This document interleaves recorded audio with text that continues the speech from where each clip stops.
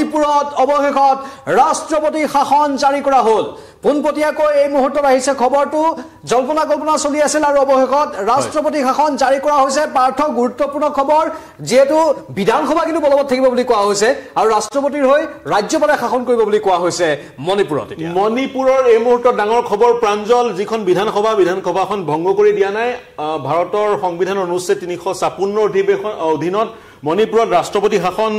লাগু কৰা হৈছে প্ৰযোজ্য কৰা হৈছে যিখন সৰকাৰি নটিফিকেশন যিখন ৰাষ্ট্ৰপতিত জাননী ভাৰতবৰ্ষৰ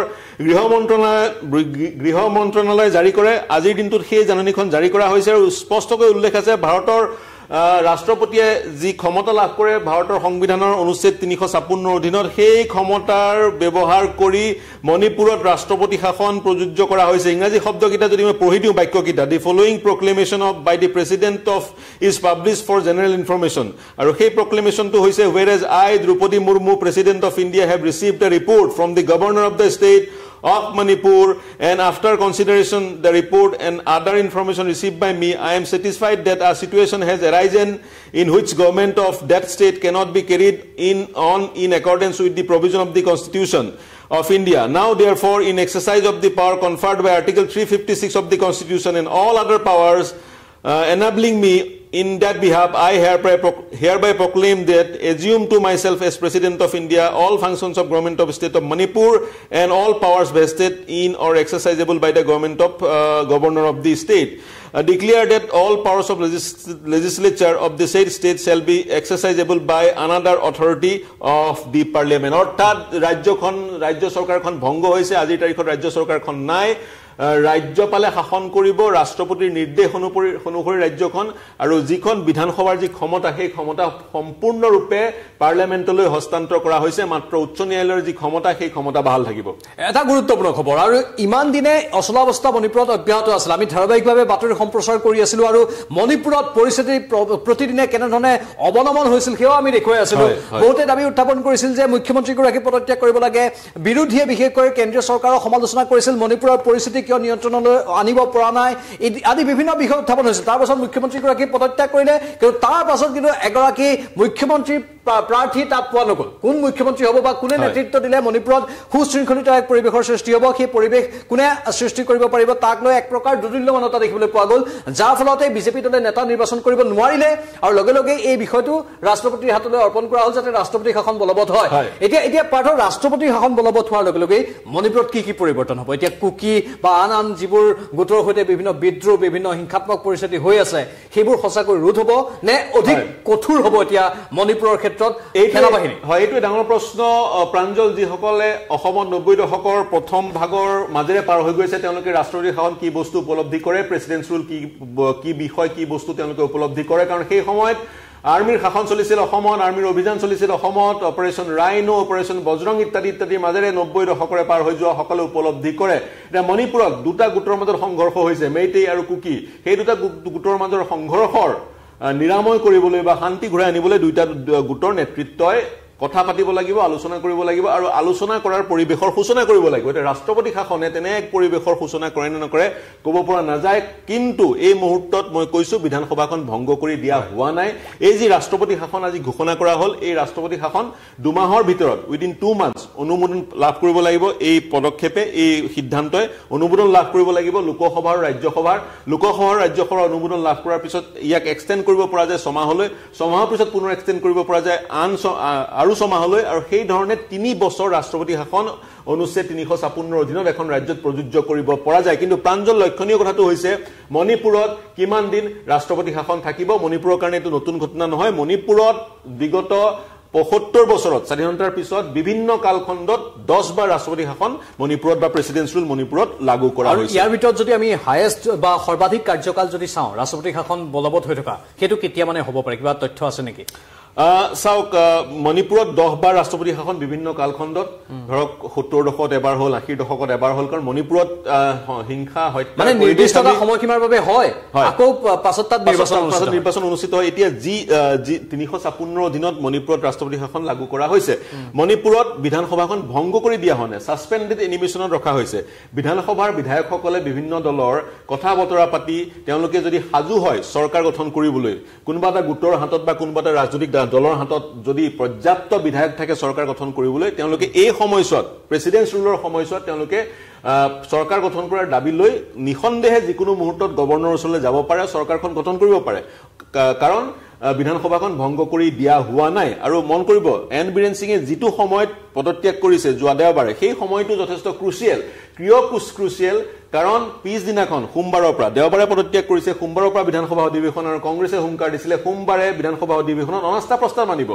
আৰু এন বীৰেন সিঙে ভালকৈ জানিছিল অনাস্থা প্ৰস্তাৱ মানিলে তেওঁ নিজৰ সংখ্যাগৰিষ্ঠতা প্ৰমাণ কৰিব নোৱাৰিব কাৰণ তেওঁৰ 37 জন বিধায়কৰ 7 জন কুকি বিধায়ক তেওঁলোকে সেই তেতিয়াৰ প্ৰায় যোৱা 21 মাহৰ পৰা তেওঁলোক বিধানসভালৈ অহা নাই বাকি 10 পৰা 15 জন বিজেপি বিধায়কে বিৰোধীত বহি এন বীৰেন সিঙৰ বিৰুদ্ধাচৰণ কৰিম বুলি কৈছিল তাৰ সমান্তৰালকৈ কনৰাড চাংমাৰ দলটো এনপিপি তেওঁলোকৰো 5 নে 6 জন বিধায়ক আছে তেওঁলোকেও সমৰ্থন প্ৰত্যাহাৰ কৰিছিল তেনে স্থলত এন বীৰেন সিং নিশ্চিত আছিল তেওঁ সংখ্যাগৰিষ্ঠতা প্ৰমাণ কৰিব নোৱাৰে বুলি সেইকাৰণে পদত্যাগ কৰিলে লগতে সুপ্ৰিম কোৰ্টৰ এটা কেছ চলি আছে এটা তেওঁৰ অডিও টেপ ফাদিল হৈছিল যেটো টেপত অভিযোগ উত্থাপন হৈছিল তেওঁ কথা কৈ থকা বুলি আৰু তেওঁ কৈ আছিলে মণিপুৰৰ ভায়োলেন্সৰ ইনষ্টিগেশন তেওঁৰ যোগেদি হৈছে গতিকে সুপ্ৰিম কোৰ্টে সেই টেপটো ফৰেনসিক ল্যাবৰেটৰীলৈ পঠিয়াইছে প্ৰতিবেদন আহিবলৈ বাকি আছে গতিকে এই সকলোবোৰ মিলি এনে এক পৰিবেশৰ সূচনা হ'ল য'ত এন বীৰেন সিঙৰ পদত্যাগ কৰাৰ বাহিৰে আৰু গণতন্ত্ৰৰ নাছিল এটা গুৰুত্বপূৰ্ণ কথা এতিয়া এন বীৰেন সিঙে পদত্যাগ কৰিলে তাৰ পাছত এতিয়া ৰাষ্ট্ৰপতি শাসনৰ কথা আহিল ৰাষ্ট্ৰপতি শাসন অৱশেষত বলবৎ হৈ গ'ল আৰু মণিপুৰৰ ইতিহাসত ৰাষ্ট্ৰপতি শাসনৰ 10টা এনে ধৰণৰ উদাহৰণ আছে বহুকেইবাৰ ৰাষ্ট্ৰপতি শাসন তাত হৈছে আৰু সময়ে ৰাষ্ট্ৰপতি শাসনবোৰ বলবৎ হোৱাৰ পাছত আকৌ সেই ৰাষ্ট্ৰপতি শাসন উঠাই লোৱা হয় পাছত নিৰ্বাচন অনুষ্ঠিত হয় এইবাৰো তেনেকৈ হ'ব নেকি কিন্তু মূল কথাটো হৈছে এইবাৰৰ পৰিস্থিতি কিছু যেন পৃথক কাৰণ এইটো এতিয়া ৰাষ্ট্ৰীয় এজেন্ডা হৈ পৰিছে ৰাষ্ট্ৰীয় বিষয় হৈ পৰিছে মণিপুৰৰ এই বিষয়টোক লৈ বিগত লোকসভা নিৰ্বাচনত কিমান হৈ হল্লা হ'ল আমি দেখিবলৈ পালো মণিপুৰৰ দুখন হয়তো লোকসভাৰ আসন সেই দুইখন আসনতে কংগ্ৰেছৰ জয়লাভ হ'ল হয় দুইখন আসনতে এখনত কংগ্ৰেছ এখনত নন বিজেপি পাৰ্টি জয়লাভ মানে বিজেপি জয়লাভ কৰিব নোৱাৰিলে দুখন আসনতে মানে যোৱা বৰ্ষৰ 2024 লোকসভা নিৰ্বাচনত কেনে ধৰণৰ এটা প্ৰভাৱ বিস্তাৰ কৰিলে মণিপুৰে হে আমি দেখিবলৈ পালো লোকসভাৰ মজিয়াত মণিপুৰৰ সন্দৰ্ভত ভাষণ দিয়ে অসমৰ সাংসদ গৌৰৱ গগৈয়ে জনপ্ৰিয়তাও অৰ্জন কৰিলে তেওঁ কেনে ধৰণে বহুতে ক'বলৈ ধৰিলে চাওক কেনে ধৰণে লোকসভাত ভাষণ দিছে সেই মণিপুৰত প্ৰধানমন্ত্ৰী নোযোৱাৰ বাবে কিমান সমালোচনা হ'ল সেই মণিপুৰতে এতিয়া যেটো ৰাষ্ট্ৰপতি শাসন বলবৎ হৈছে সেয়ে এইবাৰ অলপ পৃথক হ'ব পাৰে আৰু ৰাষ্ট্ৰপতি শাসনে হসাকৈ মণিপুৰৰ এই বিদ্ৰোহ বা অশান্তি ৰোধ কৰিব পাৰিবনে পাৰ্থ এটা কোটিটকীয়া প্ৰশ্ন ডাঙৰ প্ৰশ্ন মণিপুৰত ৰাষ্ট্ৰপতি শাসনে মণিপুৰৰ যি শান্তি ঘূৰি আহিবনে নাই এইটো এটা ডাঙৰ প্ৰশ্ন কিন্তু এই প্ৰেক্ষাপটটো চাব লাগে মন কৰিব 90 দশকত অসমত ৰাষ্ট্ৰপতি শাসন বা প্ৰেসিডেন্স ৰুল কিয় দিয়া হৈছিল কাৰণ অসমত বিদ্ৰোহী সংগঠনসমূহে ভাৰতৰ বিৰুদ্ধে যুঁজ কৰিছিল ভাৰতবৰ্ষৰ বিৰুদ্ধে যুঁজ কৰিছিল তেওঁলোকে ভাৰতবৰ্ষৰ পৰা অসমক পৃথক কৰিব বিচাৰিছিল আৰু অসমৰ যিখন চৰকাৰ আছিল তেতিয়াৰ সেই চৰকাৰখনে এই যি সন্ত্ৰাসবাদ বা বিদ্ৰোহীৰ যি কাৰ্যকলাপ দমন কৰিব পৰা নাছিল মণিপুৰত কিন্তু মণিপুৰৰে দুটা মূল এথনিক গ্ৰুপে সংঘাতত লিপ্ত হৈছে আৰু 21 মাহ হৈ গ'ল সেই সংঘাতৰ 3 মে 2023 তাৰিখে সেই সংঘাত আৰম্ভ হৈছিল আৰু সেই সংঘাতত আজি কুপতি 270 জন লোকৰ মৃত্যু হ'ল বহু মঞ্চৰ পৰা বহু পক্ষৰ পৰা এন বীৰেন সিঙে পদত্যাগ কৰিব লাগে বুলি দাবী উত্থাপন হৈছিল কিন্তু এন বীৰেন সিঙে 270 জন লোক মৰাৰ পিছত মৃত্যু হোৱাৰ পিছত হাজাৰ লোক গৃহহাৰা হোৱাৰ পিছত গৃহহীন হোৱাৰ পিছত শেল্টাৰ হাউছত থাকিবলগীয়া হোৱাৰ পিছত তেওঁ পদত্যাগ কৰিলে আৰু তেওঁৰ পদত্যাগ কৰাৰ কাৰণটো আপাতত দৃষ্টিত মন কৰিব কিন্তু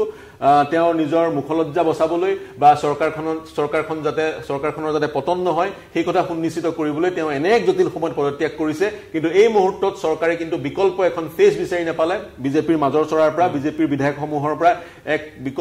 এজন বিকল্প ব্যক্তি বিচাৰি নাপালে বিধায়ক বিচাৰি নাপালে বিজেপিৰ যিজন মুখ্যমন্ত্ৰী হ'ব পাৰে অৰ্থাৎ বিকল্প নাম এটাত কোন ৰাজনৈতিক দল বিজেপিৰ বিধায়কসকল সহমতত উপনীত হ'ব নোৱাৰিলে গতিকে তেনে ক্ষেত্ৰত বিধানসভাখনক সাসপেন্ডেড এনিমেশনত ৰাখি ৰাষ্ট্ৰপতি শাসন প্ৰযোজ্য কৰাৰ বাবে অন্য অপচন আৰু নাথাকিল বিজেপিৰ হাতত আৰু ইতিমধ্যে মন কৰিব আজি দুদিনৰ আগতে যি এজন সেনাৰ উচ্চপদস্থ বিষয়া মণিপুৰলৈ গৈছিল মণিপুৰৰ সিচুৱেচন পৰ্যালোচনা কৰিছে নিলয় ভট্টাচাৰ্য আমাৰ জ্যেষ্ঠ সাংবাদিক তেওঁ আমাক জানিবলৈ দিছে বিএছএফৰ মুৰব্বীগৰাকীও আজি মণিপুৰ ভ্ৰমণলৈ গৈছে সিচুৱেচন তেওঁ পৰ্যালোচনা কৰিছে গতিকে অনাগত সময়ত মণিপুৰ সম্পূৰ্ণৰূপে গভৰ্ণৰৰ অধীনলৈ যাব ৰাষ্ট্ৰপতিৰ নিৰ্দেশত গভৰ্ণৰে মণিপুৰ পৰিচালনা কৰিব মণিপুৰত চাগে সেনাৰ অৰ্ধসামৰিক বাহিনীৰ কুচকাৱাজ আগতকৈ যথেষ্ট পৰিমাণে বৃদ্ধি হ'ব আৰু স্বাভাৱিকতে এইখিনি সময় যথেষ্ট ক্ৰুচিয়েল সময় গুৰুত্বপূৰ্ণ সময় স্পৰ্শকাতৰ সময় সেনা বাহিনী যেতিয়া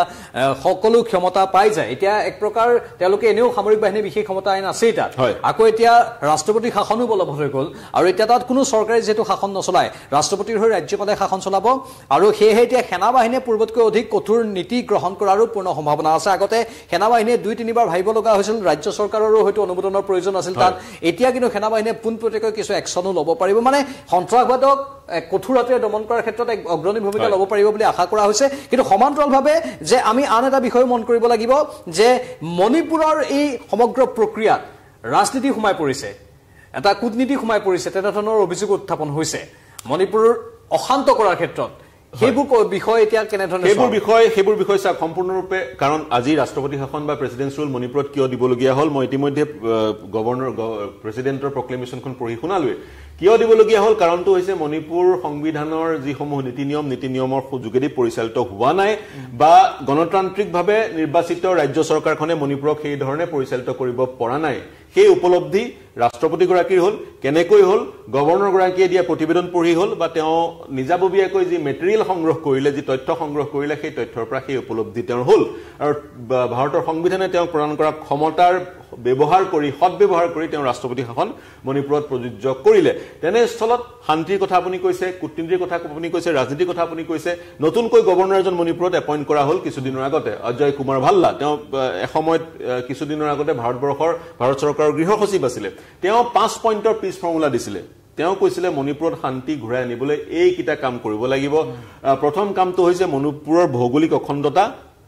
অক্ষুণ্ণ ৰাখিব লাগিব আপোচ কৰিব নালাগিব কিন্তু কুকি সম্প্ৰদায়ৰ প্ৰতিনিধিয়ে বা নেতৃত্বই বিচাৰি আছে মণিপুৰ বৰ্তমানৰ মণিপুৰখনক দুটা ভাগত ভাগ কৰি এটা ভাগ কুকিসকলক দি দিয়া যাওক মানে পৃথক ৰাজ্য নহলেও পৃথক ইউনিয়ন টেৰিটৰী বা পৃথক এডমিনিষ্ট্ৰেটিভ ইউনিট এটা কুকিসকলক দিয়া যাওক কিন্তু গভৰ্ণৰগৰাকীয়ে কৈছে ভৌগোলিক অখণ্ডতা অক্ষুণ্ণ থাকিব লাগিব দ্বিতীয়তে অনুপ্ৰৱেশ অসমত যেনেকৈ বাংলাদেশৰ পৰা অনুপ্ৰৱেশ মণিপুৰত মায়ানমাৰৰ পৰা অনুপ্ৰৱেশ বন্ধ কৰিব লাগিব তৃতীয়টো হৈছে যদিহে অনুপ্ৰৱেশ হৈছে তেওঁলোকক চিনাক্ত কৰি ডিপৰ্ট কৰিব লাগিব মায়ানমাৰলৈ চতুৰ্থটো হৈছে যি ড্ৰাগ ট্ৰেইল বা নাৰ্কো টেৰৰিজম সেয়া বন্ধ কৰিব লাগিব পঞ্চমটো হৈছে মণিপুৰত ভাৰত মায়ানমাৰ সীমান্তত যি ফ্ৰী মুভমেণ্ট আছে বিশেষকৈ মায়ানমাৰৰ যি বিদেশী নাগৰিকসকলে এক বিশেষ স্থানত ফ্ৰী মুভমেণ্ট কৰিব পাৰে মুক্ত বিচৰণ কৰিব লাগে সেয়া বন্ধ কৰিব লাগিব এই 5টা ফৰ্মুলা তেওঁ দিছিলে কিন্তু সেই 5টা ফৰ্মুলা সাগৈ কেন্দ্ৰীয় চৰকাৰ যিহেতু প্ৰত্যক্ষভাৱে মণিপুৰক শাসন কৰিব কোনো ধৰণৰ বিধায়ক নাই কোনো ধৰণৰ মুখ্যমন্ত্ৰী নাই কোনো ধৰণৰ বিধানসভা নাই এই 5টা ফৰ্মুলা সাগৈ এইবাৰ কাৰ্যকৰী কৰাত কিছু দূৰ আগবাঢ়িব কেন্দ্ৰীয় চৰকাৰ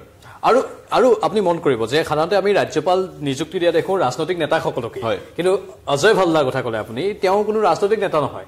মানে কেন্দ্ৰীয় চৰকাৰে গম পালে যে মণিপুৰৰ দৰে ৰাজ্য এখনক যদি নিয়ন্ত্ৰণ কৰিব লাগে আৰু ইয়াৰ পৰিস্থিতিৰ সৈতে যদি মোকাবিলা কৰিব লাগে আমি ৰাজনৈতিক নেতা এজনক ৰাজ্যপাল হিচাপে পঠালে নহ'ব মানে ক'ৰবাত কেন্দ্ৰীয় চৰকাৰে হয়তো ভাবি আছিল যে ইয়াত অলপ হয়তো পৰিস্থিতি অন্যফালে যাব পাৰে ইয়াত হয়তো চৰকাৰ ভংগ হ'ব পাৰে আকৌ ৰাষ্ট্ৰপতি শাসনৰ সূচনা হ'ব পাৰে সেয়েহে আমি এনেকুৱা ব্যক্তি এগৰাকীক ৰাজ্যপালৰ দায়িত্ব দিম যিগৰাকী ব্যক্তি এইবোৰ ক্ষেত্ৰত অভিজ্ঞতা পুষ্ট হয় আৰু যিজনে আচলতে প্ৰশাসন কেনেধৰণে নিয়ন্ত্ৰণ কৰিব লাগে সেইবোৰ তেওঁ ভালদৰে জানে কিন্তু মন কৰিব উত্তৰ পূৰ্বাঞ্চলৰ ৰাজ্যসমূহত বিশেষকৈ অসমৰ বাদে আন ৰাজ্যসমূহত বা অসমতো বিভিন্ন সময়ত সেনাৰ অৱসৰপ্ৰাপ্ত বিষয়াক ৰাজ্যপাল হিচাপে নিযুক্তি দিয়া হয় আপুনি ঠিকেই কৈছে মণিপুৰত এই মুহূৰ্তত এই জটিল পৰিস্থিতিত এনে এগৰাকী ব্যক্তিক মণিপুৰৰ দায়িত্ব দিয়া গ'ল যিগৰাকীয়ে এসময়ত ভাৰত চলাইছিলে ভাৰতবৰ্ষৰ গৃহ বিভাগৰ তেওঁ মুৰব্বী আছিলে গৃহ সচিব আছিলে অৱসৰ হোৱাৰ পিছত তেওঁ মণিপুৰলৈ পঠিওৱা হৈছে যাতে মণিপুৰত তেওঁ পিছ ফৰ্মুলা বা শান্তি কেনেকৈ ঘূৰি আহে সেয়া নিশ্চিত কৰে আৰু তাৰ সমান্তৰালকৈ কুলদীপ সিং IPS অফিচাৰ অৱসৰপ্ৰাপ্ত IPS অফিচাৰ বিভিন্ন গুৰু দায়িত্বত আছিলে তেওঁকো মণিপুৰৰ মুখ্যমন্ত্ৰীৰ এডভাইজৰ হিচাপে তেওঁক দায়িত্ব প্ৰদান কৰা হৈছিলে কিন্তু শান্তি ঘূৰি অহাৰ পৰিৱেশৰ সূচনা হোৱা নাছিলে আজিৰ তাৰিখতো মণিপুৰত অশান্তিয়ে বিৰাজ কৰিছে বিভিন্ন লোকৰ হাতে হাতে বন্দুক আছে মাৰণাস্ত্ৰ আছে গ্ৰেনেড আছে অত্যাধুনিক ড্ৰোন সদৃশ আন সামগ্ৰী তেওঁলোকৰ আছে ষ্টাৰলিংকৰ সেই যিবোৰ ডিভাইচ সেই ডিভাইচবোৰ মণিপুৰত পোৱা গৈছে গতিকে আমি যিমান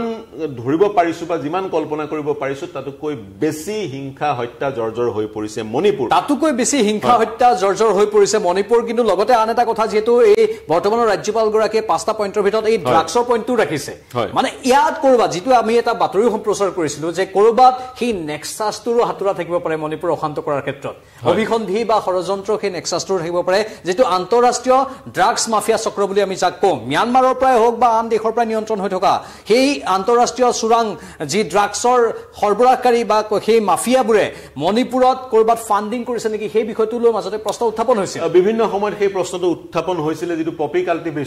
কাল্টিভেশন এটা অন্যতম কাৰণ বুলি বহুতে ক'ব খোজে পপি কাল্টিভেশন নিষিদ্ধ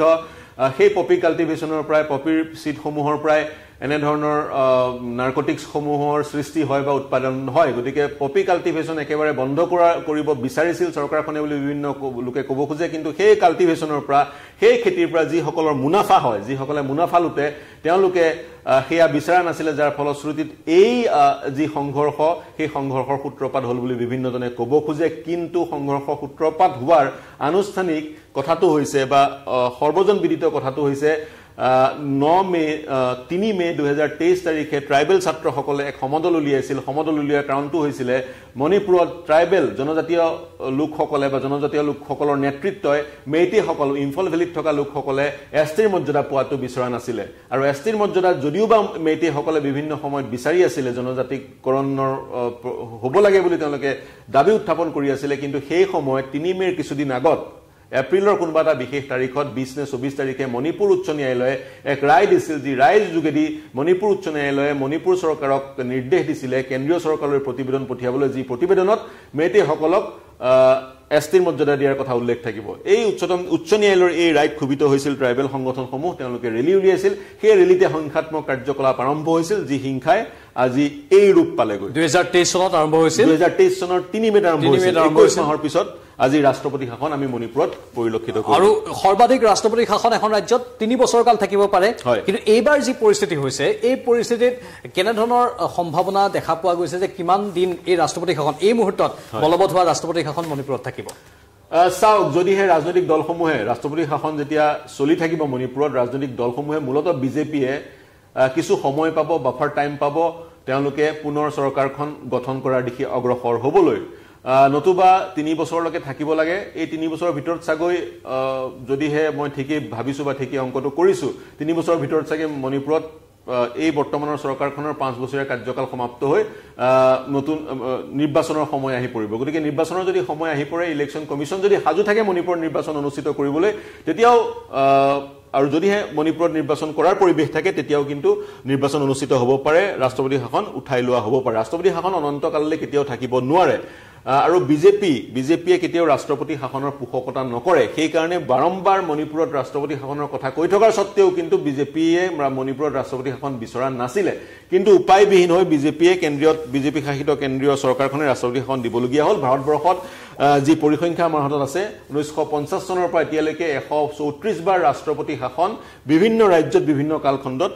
ৰূপায়ণ কৰা হৈছে অসমত 90 দশকত 1.5 বছৰমান মই যদি ভুল কৰা নাই অপাৰেচন ৰাইনো অপাৰেচন বজ্ৰং অসমৰ প্ৰেক্ষাপট পৃথক আছিলে